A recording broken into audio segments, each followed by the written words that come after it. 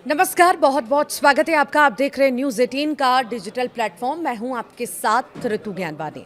देश के लाखों केंद्रीय कर्मचारियों और पेंशन भोगियों के लिए एक बहुत बड़ी खबर है। पिछले काफ़ी समय से सोशल मीडिया और कर्मचारी यूनियनों के बीच एक ही चर्चा सबसे तेज थी कि अब 50% महंगाई भत्ता होने के बाद इसे बेसिक सैलरी यानी कि मूल वेतन में मर्ज कर दिया जाएगा। क्या 8वें वेतन आयोग के आने से पहले ही आपका सैलरी स्ट्रक्चर पूरी तरह बदलने वाला है? इस पर अब देश के वित्त मंत्रालय का एक बेहद ही महत्वपूर्ण और अंतिम फैसला सामने आ चुका है। सरकार ने साफ शब्दों में स्पष्ट कर दिया है क्या वो महंगाई भत्ते को बेसिक पे में मिलाने जा रही है या नहीं।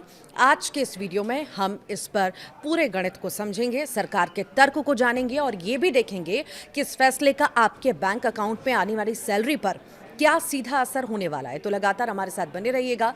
देखिए, जो है जानकारी ये है, इस पूरे मामले की गहराई को समझने के लिए हमें थोड़ा पीछे जाना होगा। जब भी देश में महंगाई बढ़ती है तो सरकार अपने कर्मचारियों के रहन सहन के स्तर को बनाए रखने के लिए महंगाई भत्ता यानी कि डियरनेस अलाउंस देती है।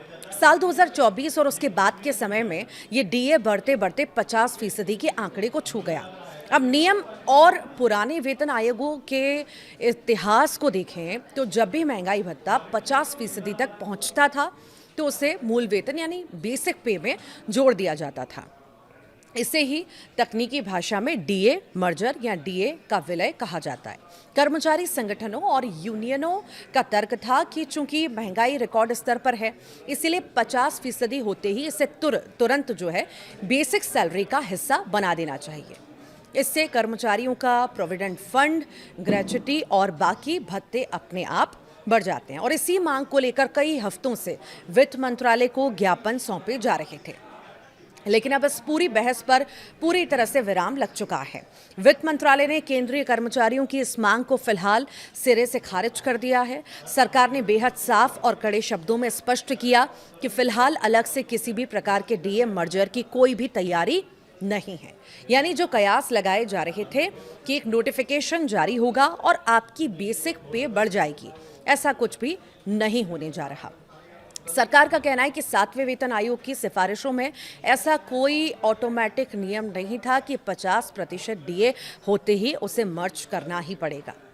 सरकार के इस आधिकारिक बयान ने उन लाखों कर्मचारियों को बड़ा झटका दिया है जो इस महीने से अपनी सैलरी में एक बड़े बम्पर उछाल की उम्मीद लगाए बैठे थे।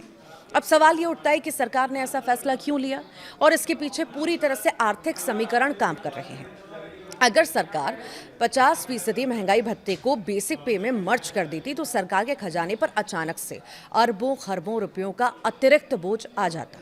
जब बेसिक पे बढ़ती है तो केवल टेक होम सैलरी नहीं बढ़ती बल्कि कर्मचारियों का पीएफ कंट्रीब्यूशन बढ़ जाता है, जिसमें सरकार को भी अपना हिस्सा बढ़ाना पड़ता है। रिटायर होने वाले कर्मचारियों की ग्रेच्युटी और कम्यूटेशन की रकम भी भारी बढ़ोतरी इसमें भी होती है। और सबसे बड़ी बात, देश के करीब 50 लाख से ज़्यादा पेंशन भोगियों की मासिक पेंशन का बेस बदल जाता। मौजूदा वैश्विक आर्थिक परिस्थितियों और देश के बजटीय घाटों को संतुलित रखने के लिए वित्त मंत्रालय ने इस अतिरिक्त वित्तीय बोझ को उठाने से साफ इनकार कर दिया है। सरकार का मानना है कि महंगाई भत्ता समय समय पर बढ़ाया ही जा रहा है और इसीलिए अलग से मर्जर की कोई भी तार्किक जरूरत नहीं है। इस खबर का एक और महत्वपूर्ण पहलू है जो सीधे जुड़ा है 8वें वेतन आयोग से। आमतौर पर हर 10 साल में एक नया वेतन आयोग आता है। 7वां वेतन आयोग 2016 में लागू हुआ था और नियमों के मुताबिक 8वें वेतन आयोग को लेकर चर्चाएं अब बेहद तेज हैं। कर्मचारी संगठनों का मानना था कि अगर डीए का मर्जर अब हो जाता तो 8वें वेतन आयोग के गठन के समय कर्मचारियों की फिटमेंट फैक्टर की गणना एक ऊंचे बेस से होती। लेकिन अब जब सरकार ने कह दिया कि कोई अलग से मर्जर नहीं होगा तो इसका सीधा मतलब है कि अब सैलरी स्ट्रक्चर में जो भी बड़ा बदलाव होगा वो सीधे 8वें वेतन आयोग के जरिए ही होगा। सरकार अब बीच में कोई शॉर्टकट या तदर्थ फैसला जो है लेने के मूड में बिल्कुल भी नजर नहीं आ रही। यानी कर्मचारियों को अब अपनी बेसिक सैलरी को रिवाइज करवाने के लिए नए वेतन आयोग की सिफारिशों का ही इंतजार करना होगा। तो इस फैसले के बाद अब एक आम केंद्रीय कर्मचारी की जेब पर क्या असर पड़ेगा। तो देखिए, इसे आसान भाषा में समझ लीजिए। आपकी सैलरी जैसे ही आ रही थी वैसे ही आती रहेगी। आपका महंगाई भत्ता 50% या उससे ऊपर जो भी तय हुआ है वो आपकी मौजूदा बेसिक पे पर ही कैलकुलेट होकर आएगा। हाँ, एक राहत की बात ज़रूर है कि 7वें वेतन आयोग के नियमानुसार जब डीए 50% पहुंचता है तो कुछ अन्य भत्ते जैसे कि हाउस रेंट अलाउंस हो गया और चिल्ड्रन एजुकेशन अलाउंस हो गया, ट्रैवल अलाउंस हो गया, इसमें जो है बढ़ोतरी अपने आप लागू हो जाती है। वो लाभ कर्मचारियों को मिलते रहेंगे, लेकिन जो एक बड़ी छलांग बेसिक पे में मिलने वाली थी वो फिलहाल होल्ड पर चली गई है। आपकी टेक होम सैलरी में कोई कटौती नहीं होगी, लेकिन जो एक्स्ट्रा हेल्थ क्रिएशन या पीएफ में बड़ा इजाफा होने की उम्मीद थी उसके लिए अभी इंतजार लंबा हो गया है।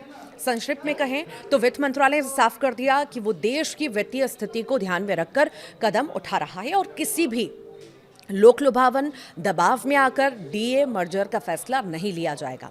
अब सभी की नजरें इस बात पर टिकी हैं कि सरकार 8वें वेतन आयोग के गठन को लेकर कब आधिकारिक घोषणा करती है और इस पूरे फैसले पर आपकी क्या राय है। क्या सरकार का यह कदम सही है या कर्मचारियों की मांग जायज थी? हमें नीचे कमेंट बॉक्स में जरूर बताइएगा।